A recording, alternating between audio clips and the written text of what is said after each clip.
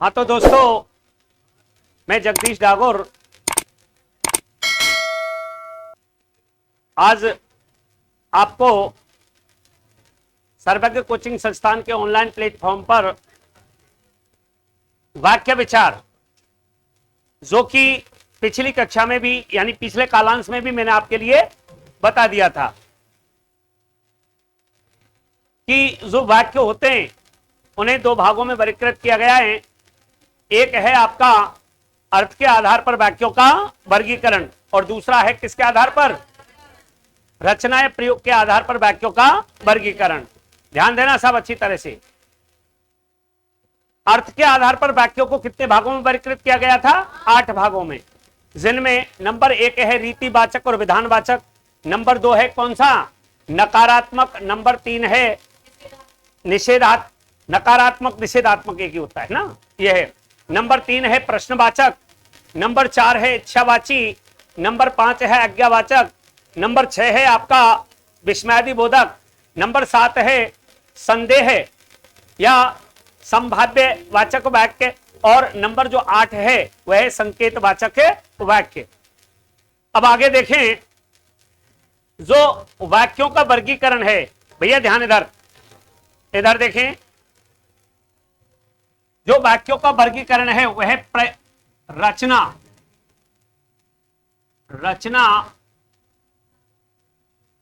के आधार पर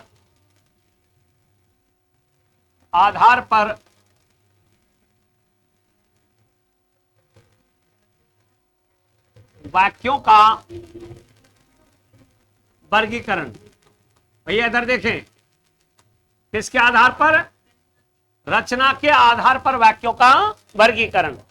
ध्यान इधर, यानी जिस प्रकार से अर्थ के आधार पर वाक्यों को कितने 8 भागों में वर्गीकृत किया गया है, उसी प्रकार से रचना के आधार पर वाक्यों को, अब देखिए साहब, मैं आपको पहले बता रहा हूं कि व्याकरण की जो पुस्तक आपकी यानी माध्यमिक शिक्षा बोर्ड की 9 से 12 तक है, उसमें वाक्यों को रचना या प्रयोग के आधार पर 3 भागों में वर्गीकृत किया गया। कितने भागों में वर्गीकृत किया गया है? 3 भागों में वर्गीकृत किया गया है। जबकि आप देखें, जो वाक्य हैं रचना या प्रयोग के आधार पर 2 भागों में वर्गीकृत करते हैं। कितने में? 2 में। समझना सब अच्छी तरह से। नंबर 1 है सरल वाक्य। कौन सा है साहब? सरल वाक्य। ध्यान रखना आप अच्छी तरह से, सरल वाक्य। और एक है जटिल वाक्य। कौन सा है साहब? जटिल वाक्य। ध्यान दें अच्छी तरह से, एक है आपका सरल वाक्य और दूसरा कौन सा है? जटिल वाक्य। समझना अच्छी तरह से, सरल वाक्य और जो जटिल वाक्य हैं, निश्चित है ये ध्यान देना आप अच्छी तरह से कि 2 भागों में वर्गीकृत किया गया है। एक है सरल वाक्य और दूसरा कौन सा है? जटिल वाक्य। जटिल वाक्यों को पुनः 2 भागों में वर्गीकृत किया गया है। एक है संयुक्त वाक्य। कौन सा भैया? संयुक्त वाक्य। और एक है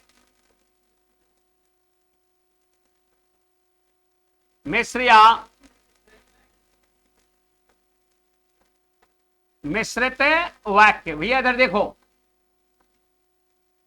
ध्यान देंगे, इधर दें, यानी रचना के आधार पर वाक्यों को 2 भागों में वर्गीकृत किया गया, यानी सरल वाक्य और जटिल वाक्य। जटिल वाक्यों को पुनः 2 भागों में वर्गीकृत किया गया, जिनमें एक है संयुक्त वाक्य और एक है मिश्रित वाक्य। ध्यान देना साहब। अब कहीं पर दे रखा है सरल वाक्य, संयुक्त वाक्य और मिश्रित वाक्य, ये भी सही है। यानी अगर ये देखें कि वाक्यों को रचना के आधार पर कितने भागों में वर्गीकृत किया गया है? 3 भागों में, ये भी सही है। लेकिन वास्तविक तौर पर देखा जाए तो सही रूप में तो वाक्यों को 2 ही भागों में वर्गीकृत किया गया है। नंबर 1 कौन सा है? सरल वाक्य और नंबर दूसरा कौन सा है? जटिल वाक्य। हाँ, जटिल वाक्यों को दो भागों में वर्गीकृत किया गया है, जिनमें एक तो कौन सा है भैया, संयुक्त वाक्य, और दूसरा कौन सा है मिश्र या मिश्रित वाक्य। अब देखिए साहब भैया ध्यान दें,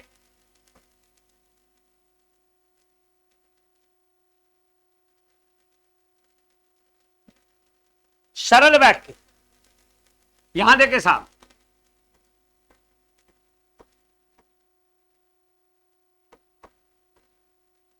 सरल वाक्य, जिन वाक्यों में ध्यान दें भैया, जिन वाक्यों में एक उद्देश्य और एक ही क्या होता है विधेय होता है, जिन वाक्यों में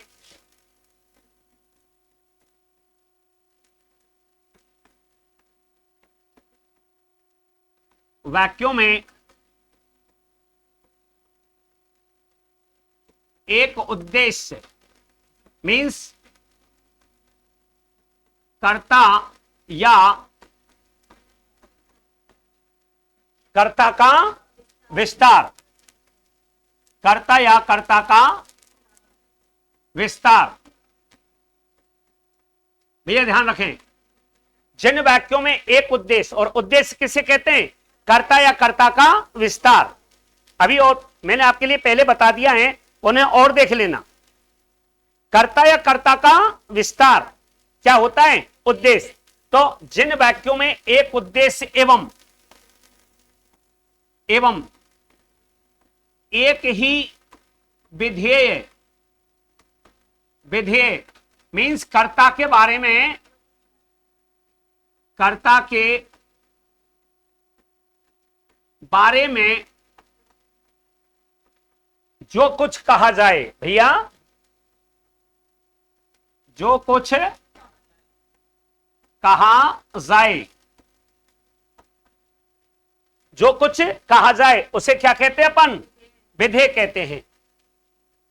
एक ही विधेय होता है, एक ही विधेय होता है, उसे क्या कहते हैं भैया सरल वाक्य कहते हैं। भैया ध्यान रखना, भैया सरल वाक्य कहते हैं, ध्यान इधर। यानी जो रचना के आधार पर हमने वाक्यों को वर्गीकृत किया है, रचना के आधार पर वाक्यों को दो भागों में वर्गीकृत किया है, एक कौन सा है सरल वाक्य और एक कौन सा है जटिल वाक्य। तो सरल वाक्य किसे कहते हैं, यानी वे वाक्य जिनमें एक ही क्या उद्देश्य और एक ही विधेय होता है, वहां पर कैसा माना जाता है सरल वाक्य माना जाता है। अब उद्देश्य कर्ता या कर्ता का विस्तार, ध्यान रखना साहब, कर्ता या कर्ता के विस्तार को अपन क्या कहते हैं उद्देश्य कहते हैं, और कर्ता के बारे में जो कुछ कहा जाता है उसे क्या कहते हैं अपन विधेय कहते हैं। ध्यान रखना साहब अच्छी तरह से, ठीक है। आगे देखिए साहब, जैसे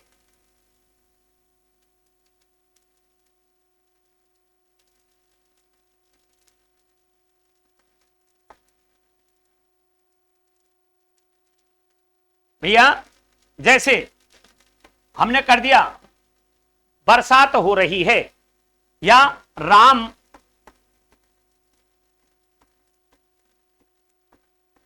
जयपुर जा रहा है। भैया ध्यान दें, राम जयपुर जा रहा है, बालक गेंद से खेलता है, बालक गेंद से खेलता है। भैया ध्यान रखना, राम जयपुर जाता है, वाक्य में राम वाक्य का क्या है उद्देश्य, क्या है उद्देश्य।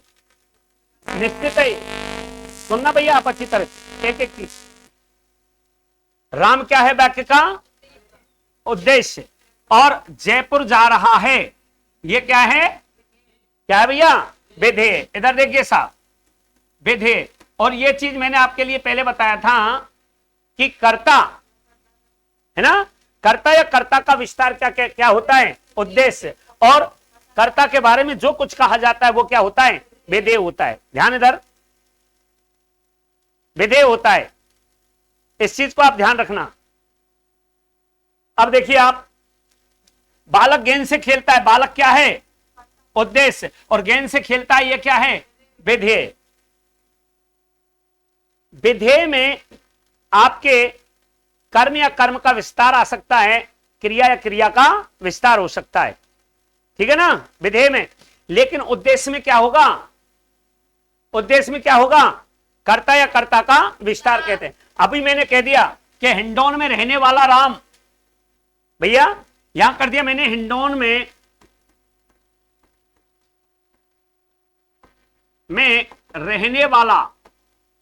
रहने वाला राम जयपुर जाता है या जा रहा है। भैया हिंडौन में रहने वाला राम जयपुर जा रहा है, तो यहां पर हिंडौन में रहने वाला राम, यहां तक क्या है? वाक्य का उद्देश्य है। भैया अब यहां पर कर दिया मोहन नगर हिंडौन में रहने वाला है ना, मोहन नगर के हिंडौन में, मतलब हिंडौन के मोहन नगर में रहने वाला राम कहां? जयपुर जा रहा है। तो राम तक क्या हुआ? उद्देश्य हुआ।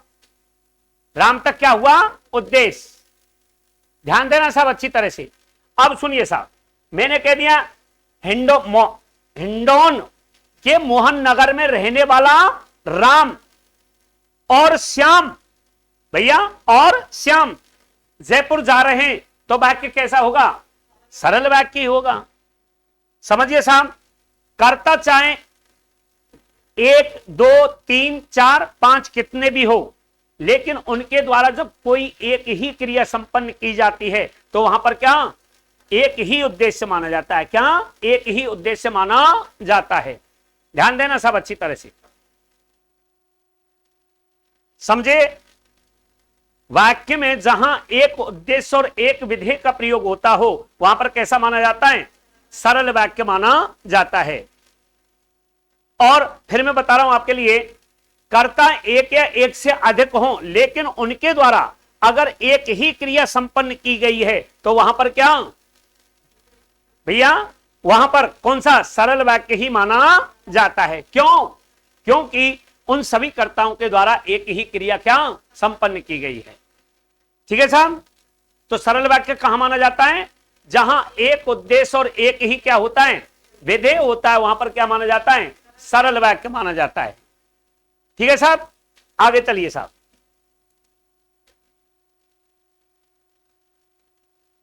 नंबर 2, जटिल वाक्य। कौन सा है भैया? जटिल वाक्य। जटिल वाक्य। और जटिल वाक्यों को कितने भागों में वर्गीकृत किया गया है? 2 भागों में। नंबर 1 कौन सा भैया? इधर देखें, संयुक्त वाक्य, और एक है मिश्र या मिश्रित वाक्य। भैया ध्यान दें, मिश्र या मिश्रित वाक्य। इधर देखें, संयुक्त वाक्य,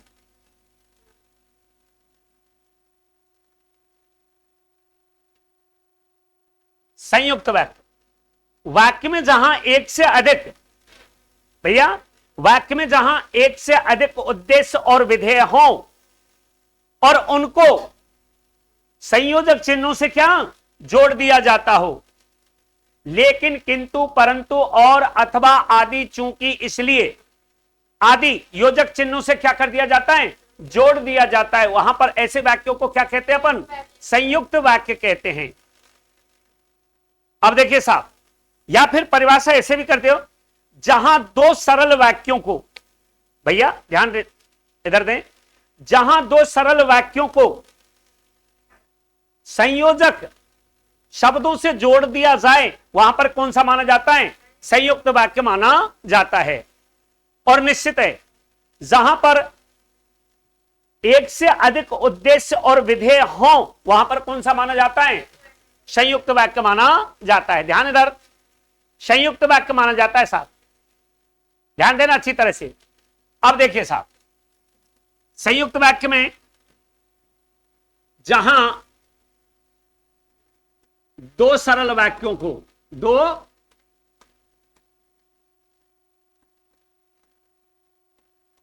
सरल वाक्यों को, भैया जहां दो सरल वाक्यों को लेकिन,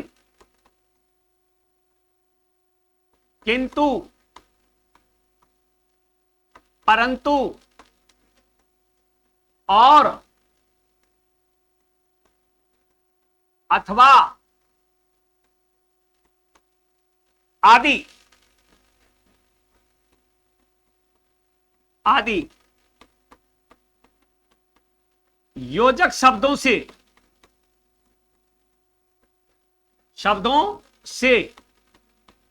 जोड़ दिया जाए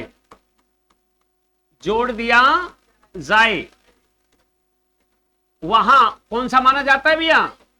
संयुक्त वाक्य माना जाता है। इधर देखिए साहब, संयुक्त वाक्य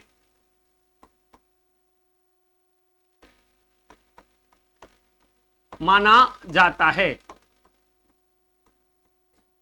इधर देखें भैया, ध्यान इधर,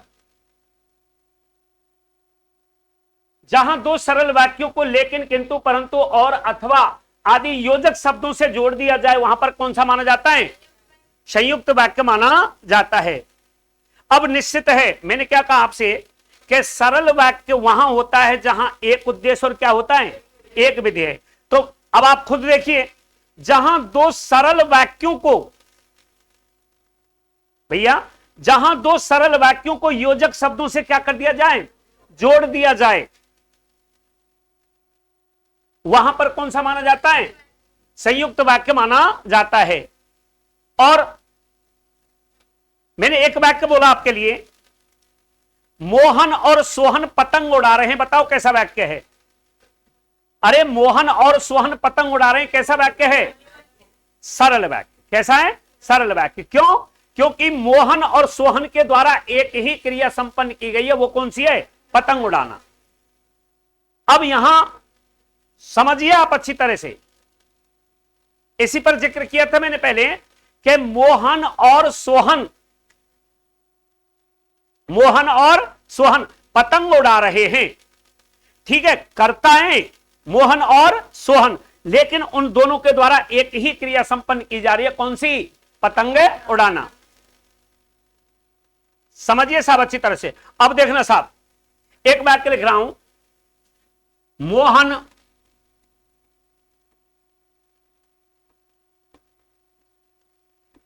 पतंग उड़ा रहा है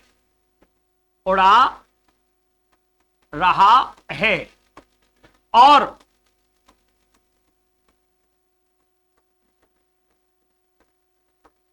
सोहन, भैया सोहन मैच खेल रहा है, मैच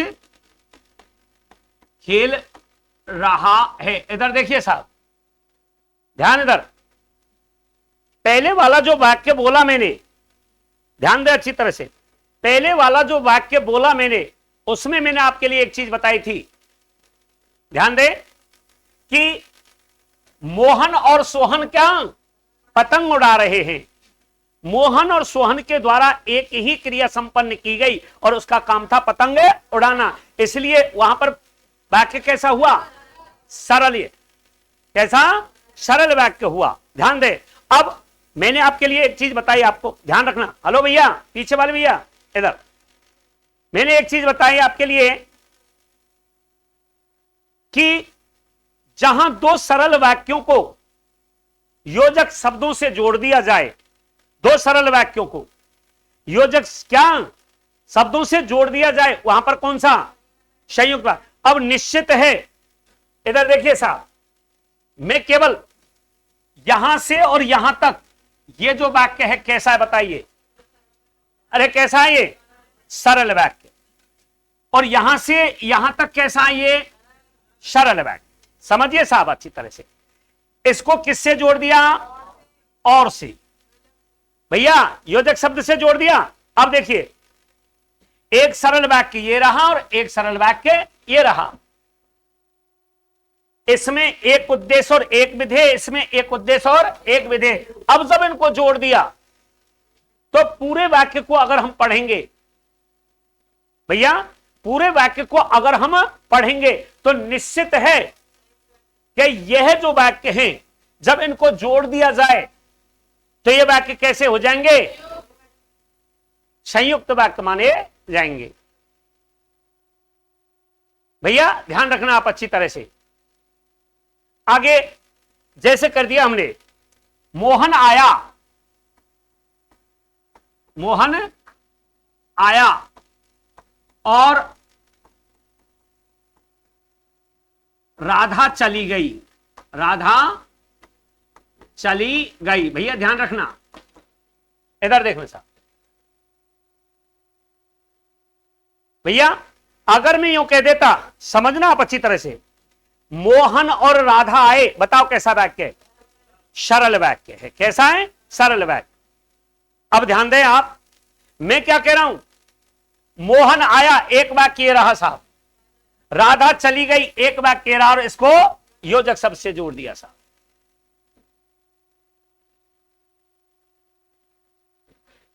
तुम चले जाओ नहीं, भैया भैया तुम चले जाओ अथवा सोहन चला जाएगा। भैया ध्यान देना आप अच्छी तरह से। इस प्रकार के जो वाक्य हैं जिनको योजक किन से, शब्दों से जोड़ दिया जाए, भैया ध्यान रखना। अभी कह दिया मैंने, सोहन ईमानदार है किंतु रमेश बेईमान है। भैया सोहन ईमानदार है किंतु रमेश बेईमान है। इस प्रकार के जो वाक्य हैं वो कैसे वाक्य माने जाएंगे? संयुक्त वाक्य माने जाएंगे। कैसे वाक्य माने जाएंगे? संयुक्त वाक्य माने जाएंगे। ध्यान रखना साहब। तो यहां पे बताया, जहां दो सरल वाक्यों को लेकिन किंतु परंतु और अथवा आदि योजक शब्दों से जोड़ दिया जाए वहां संयुक्त वाक्य माना जाता है। दूसरी परिभाषा है, जहां दो सरल वाक्यों को, भैया जहां दो सरल वाक्यों को यहां किससे, लेकिन किंतु परंतु और अथवा से जोड़ दिया जाए वहां पर कौन सा? संयुक्त वाक्य माना जाता है। और दूसरे, जिस वाक्य में एक से अधिक उद्देश्य और विधेयों का, भैया जिसमें एक से अधिक उद्देश्य और विधेय आते हों वहां पर कौन सा माना जाता है? संयुक्त वाक्य माना जाता है। ध्यान रखना सब अच्छी तरह से। आगे जो है, हां अगला जो वाक्य है वह है मिश्र वाक्य। कौन सा है? मिश्र वाक्य। ध्यान रखना सब अच्छी तरह से। अगला जो है वह कौन सा है? मिश्र वाक्य। अब ध्यान देना एक चीज, जिस वाक्य में दो उपवाक्य होते हों, जिस वाक्य में कितने? दो उपवाक्य होते हों, उसे क्या मिश्र या मिश्रित वाक्य कहते हैं। ध्यान रखना सब अच्छी तरह से। अभी बता रहा हूं मैं, अभी बताऊंगा आपके लिए, है ना? हाँ जी, जिस वाक्य में दो उपवाक्य होते हैं उसे मिश्र या मिश्रित वाक्य कहते हैं। और जो उपवाक्य होते हैं, क्या होते हैं? उपवाक्य। उनमें तीन, एक तो संज्ञा आश्रित उपवाक्य। कौन सा होता है? एक तो होता है संज्ञा आश्रित उपवाक्य, और एक होता है क्या? विशेषण आश्रित उपवाक्य, और एक होता है क्रिया विशेषण आश्रित उपवाक्य। आश्रित उपवाक्य। भैया ध्यान रखना, इधर देखें, यानी जिन वाक्यों में, यानी जिस वाक्य में दो उपवाक्य होते हैं उसे मिश्र या मिश्रित वाक्य कहते हैं। अब उपवाक्य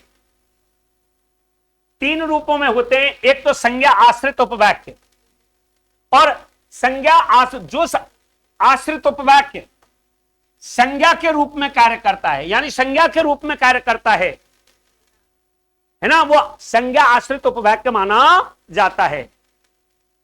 इस प्रकार के वाक्य, ध्यान रखना साहब, इस प्रकार के वाक्य किससे आरंभ होते हैं भैया? किससे आरंभ होते हैं?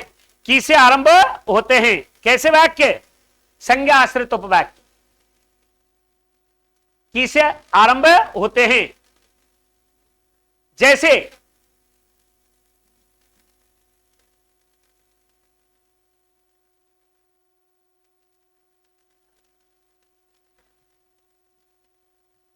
मैंने सुना है,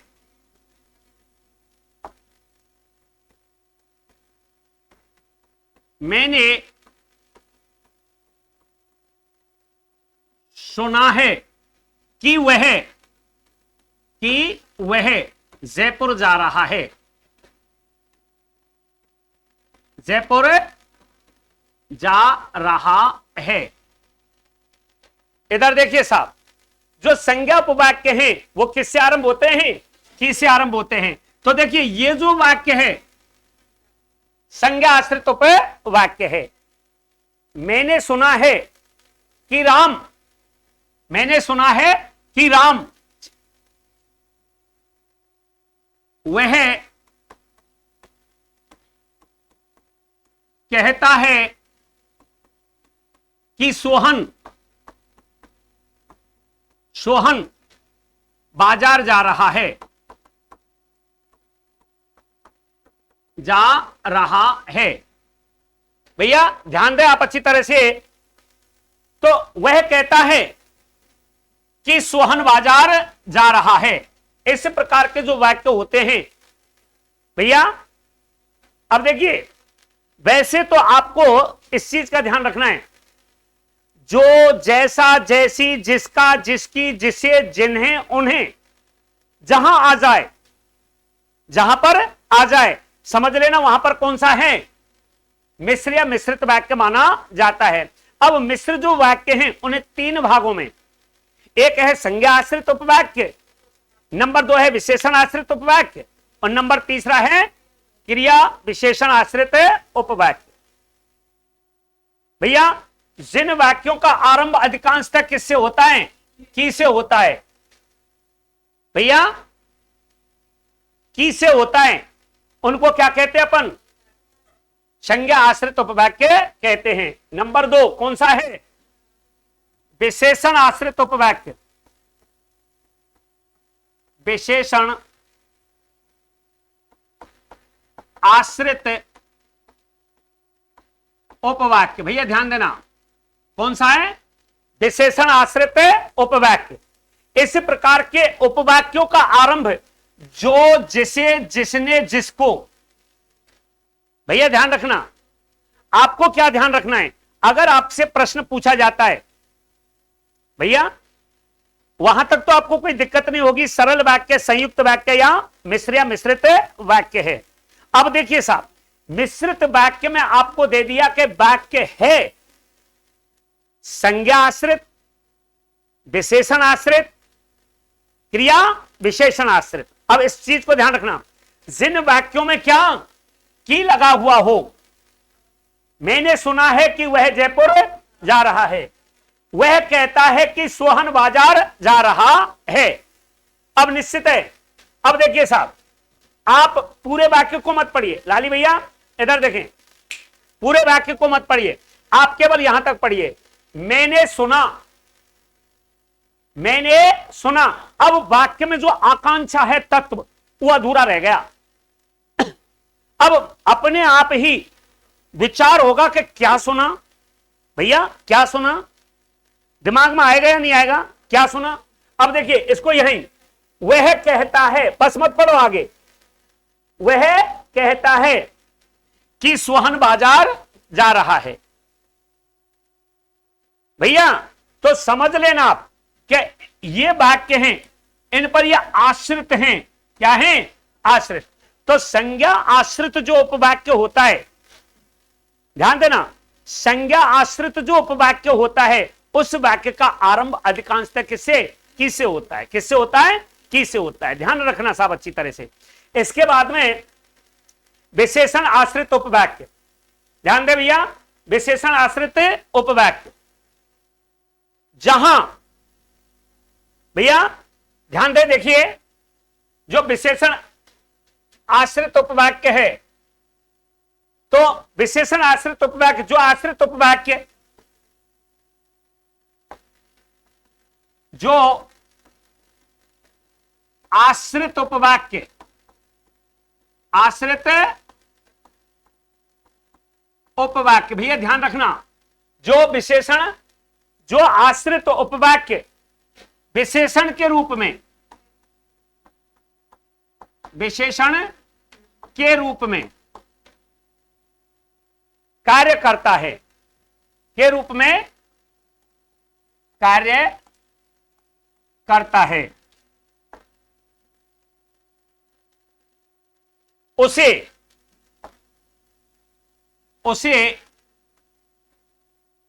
विशेषण आश्रित उपवाक्य कहते हैं, उसे विशेषण आश्रित उपवाक्य कहते हैं। भैया इधर देखना, कहते हैं। इस प्रकार के वाक्यों, भैया इस प्रकार के वाक्यों को किससे, जो जिसे या जिसके, जो जिसे, जिससे, भैया जिसको आदि शब्दों से जोड़ा जाता है। भैया ध्यान रखना, जोड़ा जाता है। इधर देखिए साहब, विशेषण आश्रित उपवाक्य, जो आश्रित उपवाक्य विशेषण के रूप में क्या कार्य करता है, के रूप में कार्य करता है, उसे विशेषण आश्रित उपवाक्य कहते हैं। कोई दिक्कत भैया? विशेषण आश्रित उपवाक्य कहते हैं। इस प्रकार के जो वाक्य हैं, जो जिसे, जिससे, जिसको, भैया से आरंभ होते हैं। जैसे यह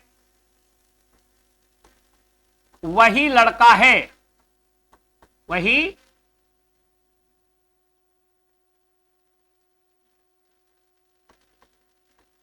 लड़का है जिसको बाजार में देखा गया था, बाजार में देखा गया था। यह वही साइकिल है जिसको मेरे पिताजी ने भैया 2000 रुपए में बेच दिया।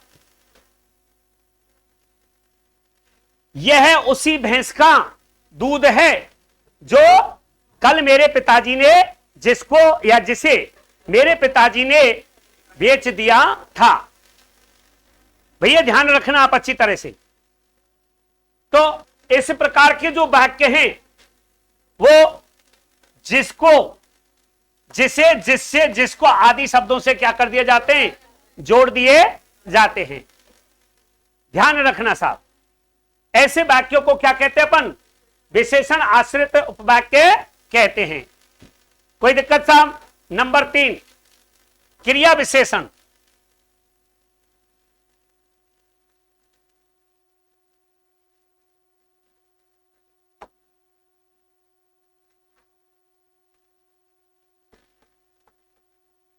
क्रिया विशेषण आश्रित उपवाक्य,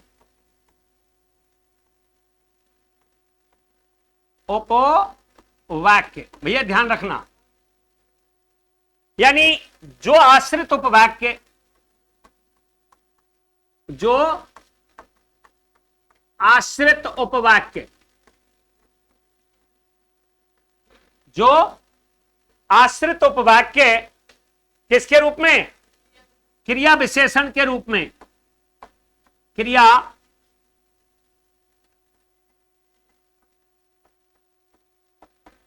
विशेषण के रूप में, के रूप में कार्य करते हैं, कार्य करता है, करता है, उसे क्या कहते हैं अपन? क्रिया विशेषण आश्रित उपवाक्य कहते हैं। क्या कहते हैं? क्रिया विशेषण आश्रित उपवाक्य कहते हैं। इस प्रकार के जो वाक्य हैं, जब जैसे, भैया जब जैसे, जब किससे, जैसे, और ज्यों त्यों, क्योंकि, भैया क्योंकि आदि योजक शब्दों से जुड़े रहते हैं।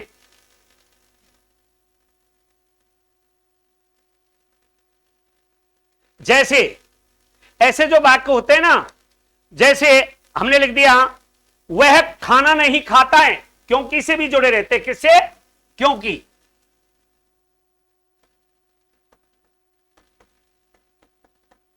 क्योंकि से भी जुड़े रहते हैं। ध्यान दे इधर, वह खाना नहीं खाता है, क्योंकि उसने रोजा रखा है, या वह उसने उपवास रखा है। भैया वह खाना नहीं खाता है क्योंकि उसने उपवास रखा है। ध्यान दे साहब अच्छी तरह से, वह खाना, उसने, सॉरी, चाहे वह खाना, सही है, वह खाना नहीं खाता है क्योंकि उसने क्या? उपवास रखा है। माताजी, इतना देखो साहब, माताजी बच्चों को टहलाती हैं। भैया माताजी बच्चों को टहलाती हैं क्योंकि वे बीमार नहीं पड़ जाएं। भैया क्योंकि वे बीमार नहीं पड़ जाएं। भैया ध्यान रखना, इधर देखिए साहब, भैया ध्यान इधर, क्रिया विशेषण आश्रित उपवाक्य, जो आश्रित उपवाक्य क्रिया विशेषण के रूप में कार्य करते हैं, जो आश्रित उपवाक्य क्रिया विशेषण के रूप में कार्य करते हैं, उन्हें अपन क्या कहते हैं? क्रिया विशेषण उपवाक्य कहते हैं। इस प्रकार के आश्रित उपवाक्य जब, जैसे, त्यों, क्यों, क्योंकि आदि योजक शब्दों से क्या होते हैं? ये जुड़े हुए होते हैं। जैसे वह खाना नहीं खाता है क्योंकि उसने उपवास रखा है, किससे जुड़ा हुआ है? माताजी बच्चों को टहलाती है क्योंकि वे बीमार नहीं पड़ जाएं। ध्यान रखना साहब अच्छी तरह से आप ये। अब देखिए साहब, इसी प्रकार से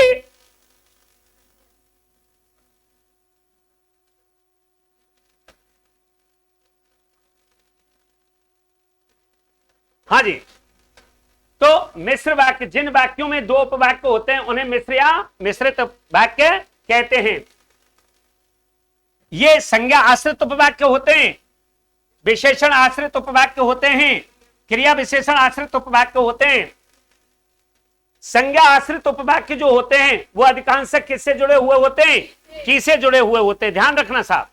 और विशेषण आश्रित जो उपवाक्य होते हैं वो किससे, जो इधर देखिए, जो, जिसे, जिससे, जिसको आदि से जुड़े हुए होते हैं। यह वही लड़का है जिसको बाजार में देखा गया था। इसी प्रकार से क्रिया विशेषण आश्रित वाक्य, जो आश्रित उपवाक्य क्रिया विशेषण की तरह कार्य करते हैं, उन्हें क्रिया विशेषण उपवाक्य कहते हैं। तो दोस्तों मैंने आपके लिए वाक्य विचार जो आपका चैप्टर है वो पूरा कर दिया। और